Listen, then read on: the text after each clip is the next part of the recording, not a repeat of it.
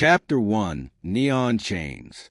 The bizarre sector of Vexura Prime never slept. It pulsed like a heartbeat of some colossal creature, beneath a web of neon arches and dangling hollow banners advertising everything from gene-fresh cuisine to weapons certified for vacuum combat. The air shimmered with the mingled scents of alien spices, ozone from plasma cookers, and the faint copper tang of recycled station atmosphere. Jace Marlin adjusted the strap of his duffel as he stepped off the tram platform, boots clanging against the grid walkway. His freighter was docked 3 rings over, but his gut told him to take the long way back. Vexura's markets were dangerous, yes, but they were alive in a way that Starship corridors could never be. Somewhere above the layered noise of the crowd, traders bark, engine hum, the distant thrum of docking clamps. A sharp crack split the air. It was the unmistakable sound of a whip. The crowd ahead had formed a crescent, their backs lit by a rotating advertisement sphere that painted them in alternating washes of violet and gold. Jace edged closer, weaving between a pair of bickering amphibian merchants until he could see the stage. She stood there, if stood was the right word for someone chained to a waist-high post by both wrists. Her skin was the burnished silver of moonlight on steel, marred by fresh welts. Her hair, dark as the void between stars, clung damply to her temples. The clothing she wore might once have been ceremonial, broad-shouldered armor plates inlaid with gold filigree, but now hung in tatters. An insectoid trader with chitinous plates the color of rust, Croft-Veen, held the whip coiled in one clawed hand. 1 credit. He buzzed through his vocoder, voice a mix of static and gloating. 1 credit to show the Thal-Korr their place. The silver-skinned woman's head lifted at that, and her eyes, deep, almost too bright, locked on Jace's. No plea for help, no flinch of fear, just a steady, unbroken glare, as if daring him to see her as anything less than unbroken. A tall, scale being next to Jace shoved a chit into Croft-Veen's waiting claw. The whip cracked again, and the crowd roared with approval. Someone's translator hissed an interpretation into Jace's ear. "Strike her down! Break her spirit!" Jace's hand twitched toward the coin pouch at his belt. The smart thing to do was walk away. This wasn't his war. Humans didn't interfere in syndicate business. Not unless they wanted to vanish into an airlock with the waste shipments. But there was something about her. No, not her beauty, though she had that in a way that made the air feel thinner. It was the way she stood under the lash, as if each blow was only hammering her into something stronger. Croft-Veen's antennae twitched as his gaze settled on Jace. "Human," he rasped. "Come, show us your mettle. 1 credit. Prove your kind knows strength." The crowd shifted, pressing in. Jace could feel the heat of alien bodies, smell the musky spice of their breath. All eyes were on him. The whip dangled invitingly, and somewhere in the back of his mind he knew, take it, strike once, and you walk away free. He reached into his pouch and drew out a single coin. The crowd surged forward, eager for the strike. Croft-Veen extended the whip handle toward him. Jace didn't take it. Instead, he flicked the coin at the trader's feet, where it spun once on the metal decking before clattering still. "I'll spend my credit," Jace said, his voice steady despite the sudden hush. "Buy her freedom." For a moment, even the station's ever-present hum seemed to pause. Then came the jeers, a dozen voices at once, mockery in a dozen tongues. Soft, weak, stupid human. Croft-Veen's mandibles clacked, a sound like grinding stone. Her freedom costs more than your life is worth. Jace took 1 deliberate step forward, meeting the alien's compound gaze without blinking. Guess we'll find out. Behind him, the woman's chains rattled softly as she straightened, the faintest curve at the corner of her lips. Not quite a smile, but enough to make the air between them hum like a charged conduit. Chapter 2, $1, 1 Defiance. The circle of onlookers didn't break. If anything, it tightened, dozens of alien faces pressing inward, their overlapping voices turning into a low, pulsing growl. The neon light from the rotating sphere overhead washed over the crowd, shifting their features from gold to violet, making the moment feel caught between two worlds. Krofveen bent down slowly, his clawed fingers plucking the coin from the deck plating. He turned it over as if weighing it not just for mass, but for insolence. 1 credit for freedom? His vocoder crackled with mockery. You insult me, human. Jace kept his tone casual, though his heart was drumming against his ribs. You said 1 credit for a strike. I'm striking, just not in the way you expected. A ripple of amusement moved through the crowd, but it was edged with danger. A 4-eyed reptilian merchant let out a hiss of laughter. A cluster of feather-crested avians tilted their heads in unison, eyes glittering with predatory interest. Krofveen's mandibles clicked twice, irritation. Humans always twist words, always think cleverness can replace strength. He straightened to his full, imposing height, whip coil like a venomous tail in his grasp. But here, strength is law.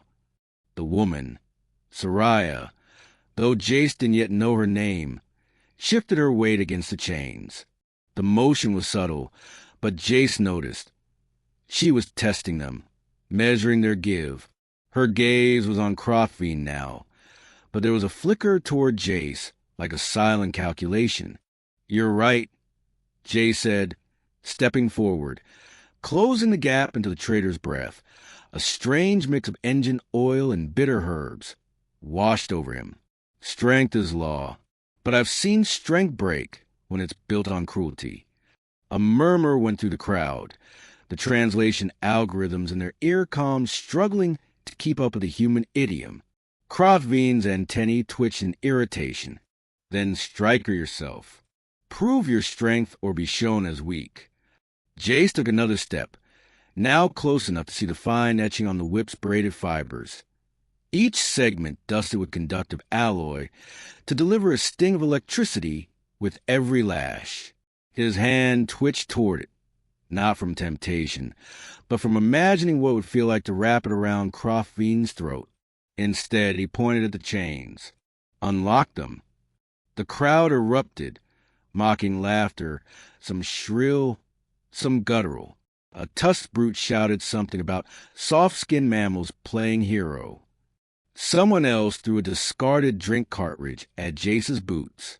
Krofveen's eyes narrowed to slits. You do not buy what is not for sale. He took a deliberate step back, his posture now defensive, like a predator forced to consider the prey's teeth. Jace's voice dropped, pitched low enough that only those in the first rows could hear. Funny thing about humans, we don't need permission to do what's right. That was when the tension snapped. The first swing of the whip came fast, faster than Jace expected, but instinct carried him sideways. The tip cracked against the decking where his shoulder had been, sparks leaping from the alloy threads. The crowd surged backward, giving the two space, eager now for a fight. Enough! The woman's voice rang out, clear and resonant despite the chains bite on her wrists. Everyone turned, startled not by the words, but by the force behind them. Krofveen, you've already lost. The moment he refused, you lost. It was almost funny, watching the trader's body language stutter, mandibles half open, whip arm mid-coil, as if her words had hit harder than any strike. Jace didn't waste the opening. He closed the distance, hand snapping out to grab the whip just behind the handle. He felt the sting of current in his palm, but yanked hard, forcing Krofveen to stumble forward. You can keep the coin, Jace said, meeting those alien compound eyes without blinking. But she's coming with me. The crowd roared again, half in outrage, half in exhilaration. Jace didn't know which way it would go, whether they'd tear him apart or cheer him on. But as Soraya's gaze met his once more, her expression unreadable but somehow charged, he knew one thing for certain. He'd just stepped into a fight far bigger than himself. Chapter 3, Blood in the Airlocks. The bazaar sector was still echoing with shouts long after Jace dragged Soraya out of the circle. They moved fast, ducking through side corridors lit by flickering hazard strips. The hum of the station's reactors was deeper here, vibrating in his boots, a constant reminder they were still deep in syndicate territory. Soraya's wrists were raw where the shackles had bitten in, but she never once stumbled. Even in the shadows, she carried herself like someone who expected to be obeyed. Jace noticed how she never once thanked him, not from arrogance, but from a stubborn, iron dignity. "You just made yourself a target," she said as they crossed a maintenance gantry. Her voice was low, clipped, almost regal. "They won't let you walk away from what you did." Jace gave a humorless half-smile. "Guess I'll have to keep moving, then." Her eyes flicked toward him, silver irises catching the glow from a hazard beacon. Do humans always throw themselves into danger for strangers? "Not always," Jay said, "but sometimes it's the only way to sleep at night." She didn't reply, but he caught the smallest change in her posture, as if she'd filed the answer way somewhere important. They reached an auxiliary lift shaft. Jay swiped his cargo pilot's ID across the reader, and the hatch slid open with a hiss of sterilized air. Inside, the narrow tube stretched upward into darkness. Mag clamps on the walls hummed, keeping the inner ladder locked to the deck in normal gravity. "Maintenance shaft," Jay said. "Shortcut to my dock." They climbed in. The hatch sealed behind them with a heavy chunk. 3 rungs. It was silent except for the hiss of recirculators. Then, clang. The sound reverberated up the shaft from below. Jace froze, instinct prickling. That wasn't an echo from their own movement. It was a metallic ring of boots hitting steel. Soraya looked down, then up at him. "They're coming." Another clang, closer this time. And then the hum of the mag clamps changed pitch, followed by a snap. The shaft's gravity cut out without warning, and all 3 of them, Jace, Soraya, and the ladder, floated free, 0G, from below. 3 figures launched upward. Syndicate enforcers in matte black EVA suits, their helmets reflecting the dim hazard lights. Wrist-mounted grapplers hissed as they fired, magnetic claws biting into the shaft walls for momentum. Jace kicked off the ladder, shoving it sideways to block their ascent. "Move!" he shouted, twisting midair to push Soraya upward toward the next hatch. A pulse shot sizzled past his leg, the blue streak burning ozone into the air. The smell was sharp, electric, and it made his teeth ache. Soraya reached the hatch and slammed her palm on the manual override. It stayed locked. "It's coded." "Of course it is," Jace muttered, twisting in mid-spin as one enforcer reached him. A gloved hand grabbed for his ankle. Jace braced against the shaft wall and kicked, feeling the impact travel up his leg. The enforcer spun backward, smashing into a comrade. The ladder drifted, bumping against the wall, and one of the enforcers used it to slingshot forward. Jace caught the movement, grabbed a protruding conduit with one hand, and lashed out with his boot, in 0G. It didn't take much force, just a right angle, to send the attacker drifting off course. Soraya had drawn something from beneath the tatters of her armor. A compact, crescent-shaped blade with an energy shimmer along its edge. She slashed at the hatch panel, sparks erupting in weightless bursts. "Almost," she said, then the panel gave, and the hatch spun open. "Go!" Jace launched himself after her, feeling a hot line across his shoulder as a pulse shot grazed him. The air smelled faintly of scorched fabric and blood. They tumbled through into a dimly lit cargo passage. Artificial gravity slammed back on, dropping them hard to the deck. Jace's knees jolted, but he kept moving, grabbing Soraya's arm and sprinting. Behind them, the shaft hatch hissed shut. The pounding in Jace's ears was matched only by the rapid thrum of his own heartbeat. They didn't stop until they reached docking ring C. With the battered hull of Jace's freighter, the Wayfarer waited like a loyal stray among a field of sleeker, more dangerous ships. "You're stealing me," Soraya said, still breathless. "Borrowing," Jace corrected, slapping the ram control. "You can pay me back later." Her silver gaze lingered on him for a long, unreadable moment. Then she stepped aboard without another word. Somewhere in the station's labyrinth of metal and neon, syndicate comms were already buzzing with orders. The hunt had begun. Chapter 4, The Long Drift. The hum of the Wayfarer's engines was a steady, low vibration, like a heartbeat Jace could feel through his boots. Outside the viewport, the stars drifted by in slow arcs, pale points against an endless black. They were well beyond Vexura Prime sensor nets now, coasting the cold gap between jump gates, a region space of charts, simply called the Drift. The cargo shuttle's lighting was dim, running in low-power mode to keep their signature hidden. Every console was a muted glow of amber, and the recycled air carried a faint, ever-present tang of machine oil and old coffee. Soraya sat in the co-pilot seat, shoulders rigid, silver eyes locked on the displays showing their trajectory. Even after hours free of her chains, she hadn't fully let them go. The skin around her wrists was still red, angry.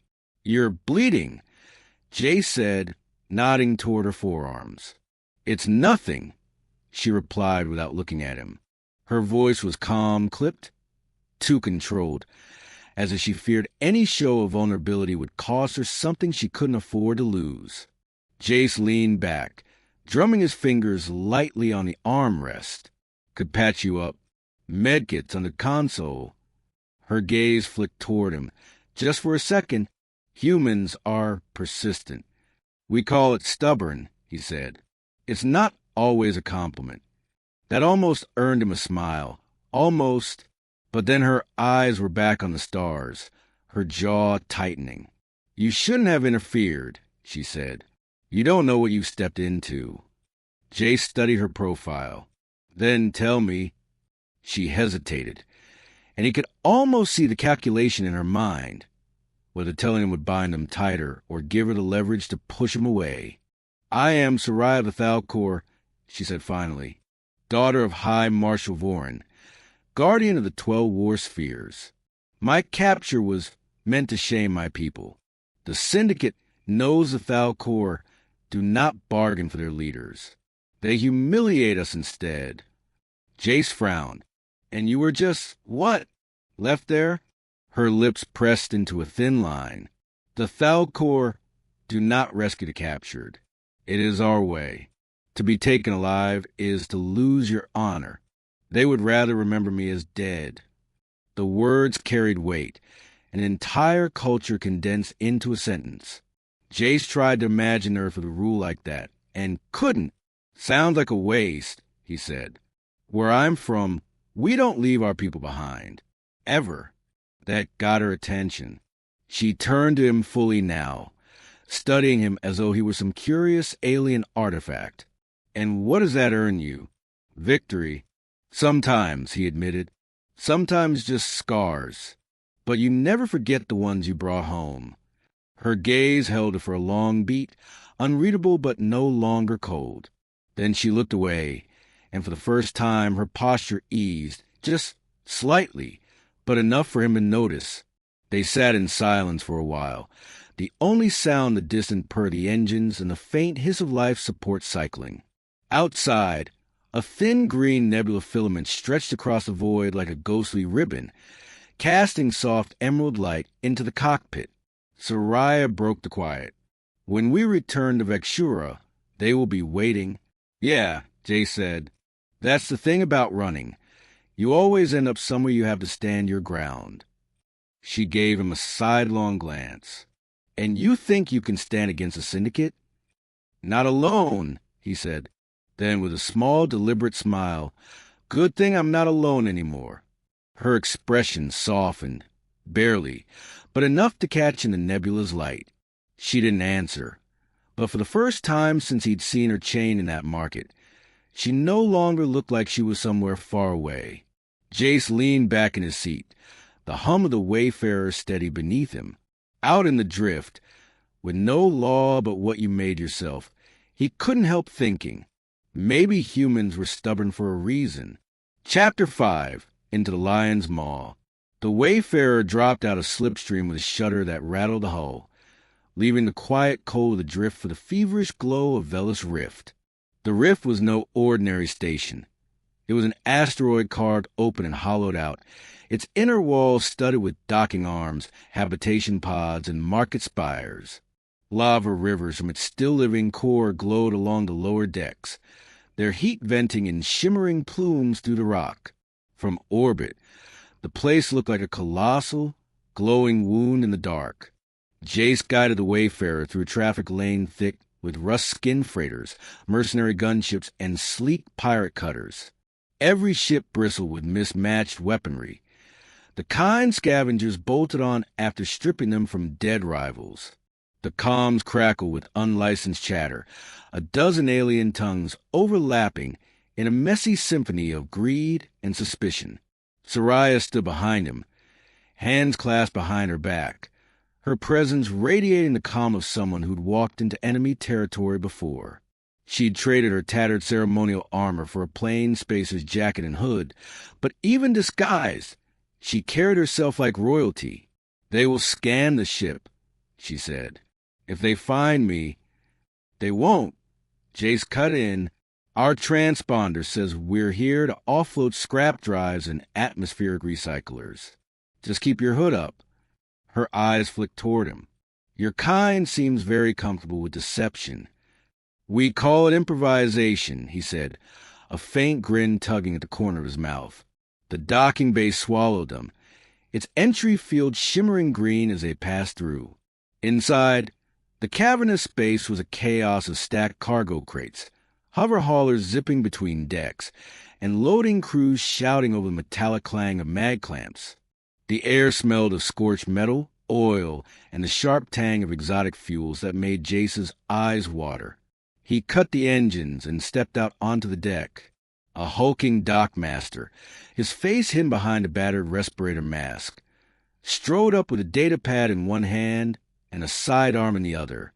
His voice, filtered through static, was blunt, manifest. Jace handed over a forged cargo list. The dockmaster's compound eyes flicked over it, lingering for a moment too long on the destination tag. Outer ring auction floor. "Looks in order," the dockmaster finally said, jabbing a claw at a side corridor. "Unload through Bay 12. As soon as they were clear of the dockmaster's view, Soraya moved closer, her voice barely above a whisper. "The auction will be heavily guarded. We must move quickly once we find the warship's transponder signal." They threaded through the outer ring's underbelly, past stalls where traders hawked cages of exotic creatures, some with too many eyes, some with none, past rows of weapons with blade edges that shimmered in colors human eyes weren't meant to process. Somewhere deeper in the station, a rhythmic bass line thumped through the walls, the sound making the metal decking vibrate under their feet. Jace's eyes kept darting to the shadows, every instinct screaming this was a place where people disappeared. Yet Soraya walked with steady purpose, her gaze sweeping the crowd in precise arcs. They reached the auction floor, a broad, tiered chamber filled with tiered seating. Each bent a vantage point to the central stage. The smell here was worse. Fear, adrenaline, and the acrid bite of ozone from the force barriers keeping the lots in place. Lot after lot stood in shimmering containment fields, alien prisoners stripped of their rank and dignity, their value announcing credits while the audience murmured bids. Soraya's jaw tightened. "This is not just about my ship," she said, her voice low but sharp with conviction. "They are breaking entire worlds here." Jace's hand brushed the grip of his sidearm. "Then maybe we break theirs first." A new lot was rolled forward, crates stamped with Thal-Korr insignia. Soraya's eyes narrowed. "Those are for my warship. The ship itself must be docked nearby." She placed a hand lightly on Jace's arm, her voice calm but edged with urgency. "When the bidding starts on those crates, everyone will be watching the stage. That is when we move." Jace glanced at her, hood shadowing her face, silver eyes burning like stars in the dim light, and realized they were past the point of rescue. This wasn't just about getting her out anymore. This was a war they had just stepped into. Chapter 6. Whips Turn Back. The auction chamber was chaos wrapped in ceremony, rows of benches sloping down toward a central stage lit by harsh white beams. Forest barriers shimmered in translucent blue, keeping the lots contained, while syndicate guards paced the perimeter in armor pieced together from a dozen different battlefields. Jace and Soraya had just started moving toward the side access corridor when the crowd's murmur shifted. A new energy, predatory and expectant. The stage announcer's voice, amplified through the chamber's ancient sound system, cut through the air. "By special arrangement," he said, his words rolling in a dozen tongues at once through layered translators, "we bring you an encore of Vexura Prime's favorite diversion. $1, 1 whip." The crowd erupted in howls and screeches. 2 guards shoved Jace forward from behind, cold metal at his back. He spun, reaching for his weapon, but another guard already had it in their clawed hand. Kroveen stepped onto the stage, his rust-colored chitin glinting under the lights. The whip hung loose in his right claw, its alloy fibers glimmering faintly with each coil. His vocoder buzzed with oily amusement. "The human pilot," he announced, "too brave for his own skin. Let's see if he is braver without it." A roar went up. The crowd smelled blood. Literally, the air in the chamber carried the hot, metallic tang of it, mingling with the ozone hum of the force barriers. Soraya was somewhere in the tiers, hood drawn low. Jace caught the faintest glint of her eyes before a guard shoved him toward the post at center stage. His wrists were wrenched forward. Cold magnetic cuffs snapped into place against the steel brace. Kroveen leaned close, the whip handle tapping against Jace's chin. "1 credit buys a lash, human. But for you, I'll give the first one free." The whip hissed through the air. Jace braced, but the sound that followed wasn't the crack of impact. It was a clean, electric snap of a blade igniting. Kroveen's arm jerked sideways, the whip falling slack as a crescent of silver light sliced through it. The crowd froze. From the lower tiers, Soraya emerged, but falling back to reveal her silver skin and battle-hard eyes. She moved like a storm given form. 2 short, curved blades in her hands, their edges shimmering with energy that made the air ripple around them. A guard lunged. She didn't break stride. Her blade traced a single arc, and the guard crumpled, armor smoking. The scent of scorched alloy hit Jace's nostrils a second later. "Seize her!" Kroveen roared, but the command was already too late. Jace twisted against the cuffs, muscles burning, and felt the magnetic lock strain. Soraya vaulted onto the stage, slicing through one cuff in a shower of sparks. Jace yanked free, adrenaline surging.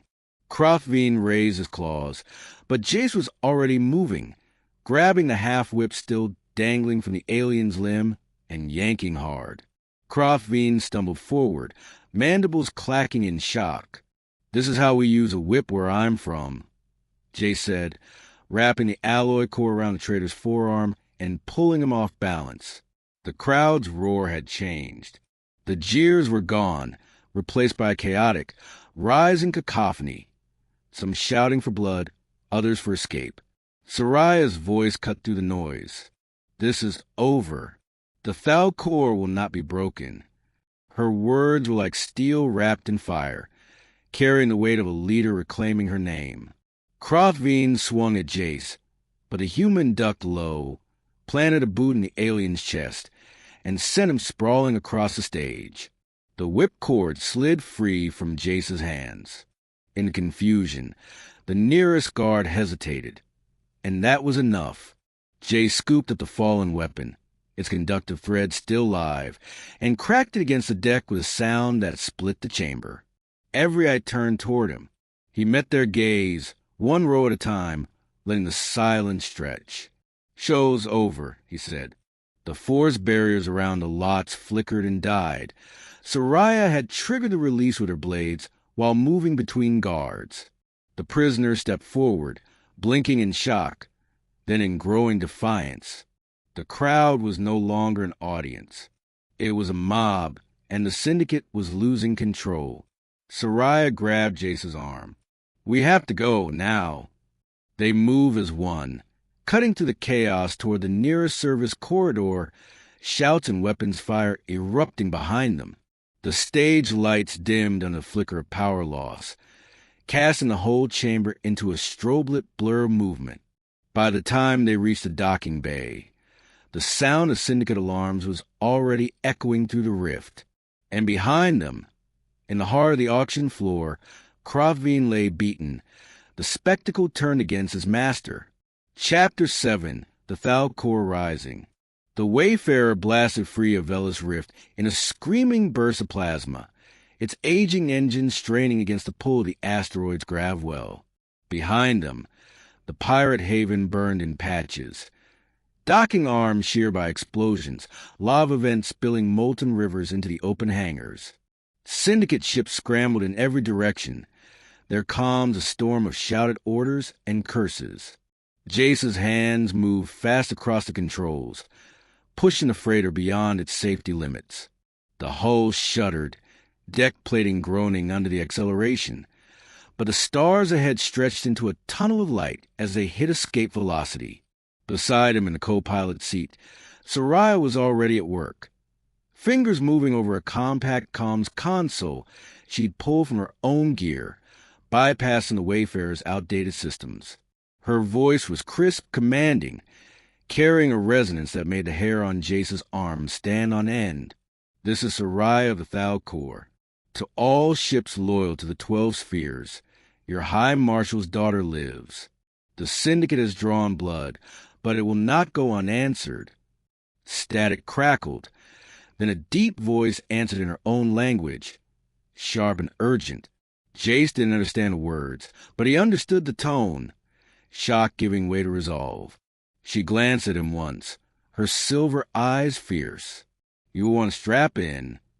A moment later, space ahead bloomed with light.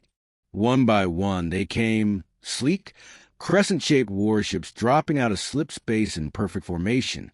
Each hull gleamed like polished obsidian, etched with gold lines that pulsed with energy.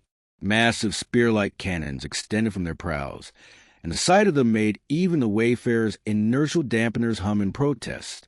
Jace whistled low. "That's a lot of firepower." The Thal-Korr answered when called.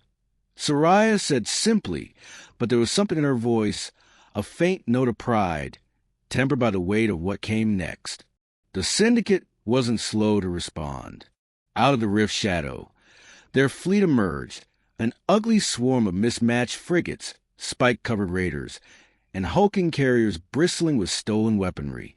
Their formation was chaotic, but their numbers were overwhelming. The comms filled with overlapping chatter. Thal-Korr fleet signals cutting through the static with disciplined precision. Syndicate bands snarling back with threats and promises of slaughter. "Target the carriers," Soraya ordered into her comms. "Break their teeth first." The first volley lit space like the birth of a star. Thal-Korr lances cut through the dark, beams of focused energy punching clean holes through Syndicate hulls. 2 raiders went up in twin blossoms of fire, debris spiraling into the void. The Syndicate struck back, missile salvos streaking toward the crescent warships, but the Thal-Korr moved like dancers in a battle choreographed for centuries. Shields flared, missiles detonated harmlessly in counterfire, and the formation pressed forward. Jace swung the Wayfarer behind the lead warship, using its shield envelope for cover. "Just so we're clear," he said over the rising scream of the engines, "I'm not a soldier." Soraya's lips curved, just slightly. "Today you are." A Syndicate fighter broke from the melee, diving toward them. Jace yanked the freighter into a hard roll, the inertial compensators groaning as plasma bolts streaked past the viewport. He looped the old ship on the fighter's path, aligning it with the Thal-Korr flagship's firing arc. A heartbeat later, the fighter disintegrated under a beam strike. "Nice flying," Soraya said, and it was the first time her praise sounded personal. The tide was turning. Syndicate carriers belched fire and smoke as their hangar bays collapsed under pinpoint lance fire. Pirate comms were breaking up, panic replacing bluster. One by one, their ships blinked out into slip space, fleeing into the dark. When the last of them was gone, the Thal-Korr ships held formation, their black and gold hulls gleaming in the fading light of battle. Soraya rose from her seat, straightening to her full height. Her voice, when she spoke into the comms, carried across the fleet and beyond. "Let it be known, the Syndicate's cruelty meets only ruin. And let it be remembered, on this day, a human stood where others would not." The comms erupted in a chorus of acknowledgement. Jace sat back, breath finally slowing, the weight of what had just happened settling in. He'd flown in battles before, freighter skirmishes over disputed lanes, smugglers trying to shake patrols, but nothing like this. This wasn't just survival. This was history. Soraya turned to him, the fire of battle still in her eyes. "Jace Marlin," she said quietly, "the Thal-Korr owe you a debt that will outlive us both." For a long moment, the hum of the Wayfarer's engines was the only sound. Out the viewport, the Thal-Korr fleet began to turn, their bows aimed toward home. And for the first time since he'd stepped into that neon-lit marketplace, Jace felt something strange settle in his chest. A quiet certainty that what he'd done had mattered, not just for her, but for an entire people. Chapter 8 won credit, infinite worth. Vexura Prime's marketplace looked different now. The neon arches still pulsed in rhythmic color. The air still carried that strange cocktail of ozone, alien spices, and recycled steel. But the crowd felt different. There was a hush in certain corners when Jace passed, a ripple of recognition in the eyes of traders who'd never spoken to him before. The syndicate patrols were gone, replaced by freelance security drones bearing the sigil of the Thal-Korr. That black and gold crest hung over the main concourse now, flickering against the starfield beyond the viewport windows. It wasn't conquest. It was a warning. Jace moved to the bazaar slowly, a duffel over his shoulder. He caught snippets of conversation from open-air stalls. The human who refused won credit for cruelty. He turned it into freedom, stood up to Croftveen with nothing but words. He didn't correct them. Legends had a way of sanding the edges off the truth, and maybe that was for the best. Near the center of the plaza, the whipping post still stood, but the chains were gone. In their place, a single coin sat embedded in the steel, welded there, its face worn smooth by curious fingers. "She wanted that left here," a vendor murmured to him as he passed. Said it should remind everyone how cheap cruelty can be and how valuable defiance is. Jace's boots slowed as he approached the post. He could almost see it again, the crowd, the jeers, the way Soraya had met his eyes without asking for help. Back then, it had been a decision made in a heartbeat. Now it felt like a fault line in his life. Everything before, everything after. A soft chime for his wrist comm pulled him back. He turned, and there she was. Soraya stood in the archway of the upper concourse, no longer in Spacer's disguise. She wore the black and gold of the Thal-Korr command, her blades resting at her hips. The light from the neon reflected off her silver skin, but it was her eyes, calm, steady, warm now, that held him. "You didn't vanish into the drift," she said, stepping closer. "Thought about it," Jace admitted, "but figured there were still places I could fly, without running from someone." Her gaze dropped briefly to the post, then back to him. "You change more than you realize, Jace Marlin. The syndicate will think twice before they chain another leader in public. And my people, they speak your name with respect. that is not given lightly. She reached into a small pouch at her belt and pulled out something that caught the light. A medallion etched with a Thal-Korr crest, its surface inlaid with a single streak of human steel. "This is not payment," she said, placing it in his palm. "It is a mark. Wherever you go, it tells those who see it that the Thal-Korr stand behind you." The metal was cool in his hand, heavier than it looked. "Feels like a lot of responsibility for one credit," he said. Her smile was faint but real. One credit was enough to change the course of a war. For a moment, they stood there in the hum of the market, the sounds of barter and engines all around them. Jace wanted to say something clever or maybe just honest, but Soraya stepped back, her posture shifting into that of commander again. "My fleet departs within the hour," she said, "but I will see you again human. The stars are wide, but they are not empty." He watched her walk away, her silhouette vanishing into the shifting glow of the arches. When she was gone, Jace closed his fist around the medallion, feeling its edges press into his palm.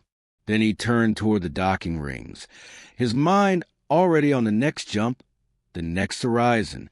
Sometimes a single act didn't just ripple outward, it echoed.